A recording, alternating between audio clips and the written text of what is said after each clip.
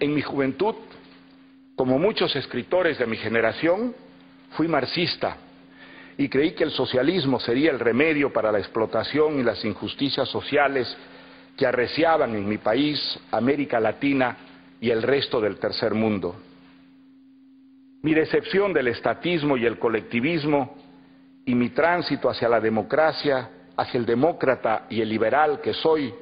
que trato de ser, fue largo, difícil y se llevó a cabo despacio y a raíz de episodios como la conversión de la Revolución Cubana, que me había entusiasmado al principio, al modelo autoritario y vertical de la Unión Soviética, el testimonio de los disidentes que conseguí escurrirse entre las alambradas del Gulag, la invasión de Checoslovaquia por los países del Pacto de Varsovia, y gracias a pensadores como Raymond Aron, Juan-François Revel, a Isaiah Berlin y Karl Popper, a quienes debo mi revalorización de la cultura democrática y de las sociedades abiertas.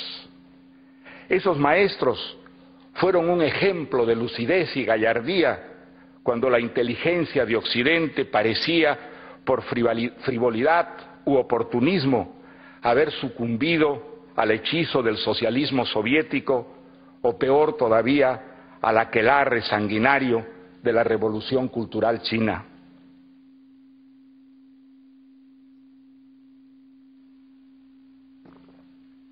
De niño soñaba con llegar algún día a París, porque, deslumbrado con la literatura francesa, creía que vivir allí y respirar el aire que respiraron Balzac, Stendhal, Baudelaire, Proust, me ayudaría a convertirme en un verdadero escritor, que si no salía del Perú, solo sería un pseudoescritor de días domingos y feriados. Y la verdad es que debo a Francia, a la cultura francesa, enseñanzas inolvidables, como que la literatura es tanto una vocación como una disciplina, un trabajo y una terquedad. Viví allí cuando Sartre y Camus estaban vivos y escribiendo, en los años de Ionesco, Beckett, Bataille y Cioran, del descubrimiento del teatro de Brecht y el cine de Ingmar Bergman, el TNP de Jean Vilar y el Odeón de Jean-Louis Barrault, de la Nouvelle Vague y Le Nouveau Roman, y los discursos, bellísimas piezas literarias de André Malraux, y tal vez el espectáculo más teatral de la Europa de aquel tiempo, las conferencias de prensa y los truenos olímpicos del general de Gaulle. Pero ¿acaso lo que más le agradezco a Francia sea el descubrimiento de América Latina? Allí aprendí que el Perú era parte de una vasta comunidad a la que hermanaban la historia, la geografía, la problemática social y política, una cierta manera de ser y la sabrosa lengua en que hablaba y escribía. Y que en esos mismos años producía una literatura novedosa y pujante. Allí leía a Borges, a Octavio Paz, Cortázar, García Márquez, Fuentes, Cabrera Infante, Rulfo, Onetti, Carpentier, Edwards, Donoso y muchos otros, cuyos escritos estaban revolucionando la narrativa en lengua española y gracias a los cuales Europa y buena parte del mundo descubrían que América Latina no era solo el continente de los golpes de Estado, los caudillos de opereta, los guerrilleros barbudos y las maracas del mambo y el cha-cha-cha, sino también ideas, formas artísticas y fantasías literarias que trascendían lo pintoresco y hablaban un lenguaje universal. De entonces a esta época, no sin tropiezos y resbalones, América Latina ha ido progresando, aunque, como decía el verso de César Vallejo, todavía hay, hermanos, muchísimo que hacer. Padecemos menos dictaduras que antaño, solo Cuba y su candidato a secundarla, Venezuela, y algunas pseudodemocracias populistas y payasas como las de Bolivia y Nicaragua. Pero en el resto del continente, mal que mal, la democracia está funcionando, apoyada en amplios consensos populares, y por primera vez en nuestra historia tenemos una izquierda y una derecha que como en Brasil, Chile, Uruguay, Perú, Colombia, República Dominicana, México y casi todo Centroamérica, respetan la legalidad, la libertad, la crítica, las elecciones y la renovación en el poder. Ese es el buen camino, y si persevera en él, combate la insidiosa corrupción y sigue integrándose al mundo, América Latina dejará por fin de ser el continente del futuro y pasará a serlo del presente.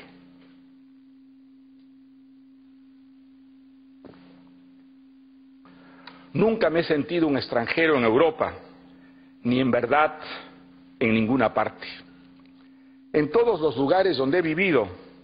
en París, en Londres, en Barcelona, en Madrid, en Berlín, en Washington, Nueva York, Brasil o la República Dominicana, me sentí en mi casa. Siempre he hallado una querencia donde podía vivir en paz y trabajando, aprender cosas, alentar ilusiones, encontrar amigos, buenas lecturas y temas para escribir. No me parece que haberme convertido, sin proponérmelo, en un ciudadano del mundo haya debilitado eso que llaman las raíces, mis vínculos con mi propio país, lo que tampoco tendría mucha importancia. Porque si así fuera, las experiencias peruanas no seguirían alimentándome como escritor y no asomarían siempre en mis historias, aun cuando éstas parezcan ocurrir muy lejos del Perú. Creo que vivir tanto tiempo fuera del país donde nací ha fortalecido más bien aquellos vínculos, añadiéndoles una perspectiva más lúcida y la nostalgia, que sabe diferenciar lo adjetivo y lo sustancial y mantiene reverberando los recuerdos. El amor al país en que uno nació no puede ser obligatorio, sino, al igual que cualquier amor, un movimiento espontáneo del corazón, como el que une a los amantes, a padres e hijos, a los amigos entre sí. Al Perú yo lo llevo en las entrañas, porque en él nací, crecí, me formé y viví aquellas experiencias de niñez y juventud que modelaron mi personalidad, fraguaron mi vocación, y porque allí amé, odié, sufrí y soñé. Lo que en él ocurre me afecta más, me conmueve y exaspera más que lo que sucede en otras partes. No lo he buscado ni me lo he impuesto, simplemente es así. Algunos compatriotas me acusaron de traidor y estuve a punto de perder la ciudadanía cuando durante la última dictadura pedí a los gobiernos democráticos del mundo que penalizaran al régimen con sanciones diplomáticas y económicas, como lo he hecho siempre con todas las dictaduras, de cualquier índole, la de Pinochet, la de Fidel Castro, la de los talibanes de Afganistán, la de los imanes de Irán, la del apartheid de África del Sur, la de los sátrapas uniformados de Birmania, hoy Myanmar. Y lo volvería a hacer mañana, el destino no lo quiera y los peruanos no lo permitan, si el Perú fuera víctima una vez más de un golpe de Estado que aniquilara nuestra frágil democracia. Aquella no fue la acción precipitada y pasional de un resentido, como escribieron algunos polígrafos acostumbrados a juzgar a los demás desde su propia pequeñez. Fue un acto coherente con mi convicción de que una dictadura representa el mal absoluto para un país, una fuente de brutalidad y corrupción y de heridas profundas que tardan mucho en cerrar, envenenan su futuro y crean hábitos y prácticas malsanas que proliferan a lo largo de las generaciones, demorando la reconstrucción democrática. Por eso, las dictaduras deben ser combatidas sin contemplaciones por todos los medios a nuestro alcance,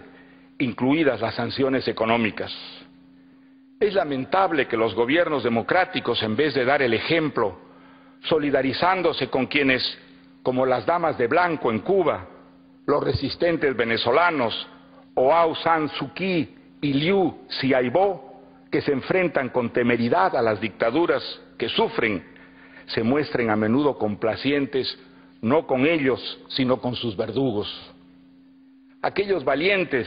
luchando por su libertad, también luchan por la nuestra. Un compatriota mío, José María Arguedas, llamó al Perú el país de todas las sangres. No creo que haya fórmula que lo defina mejor. Eso somos y eso llevamos dentro todos los peruanos, nos guste o no. Una suma de tradiciones, razas, creencias y culturas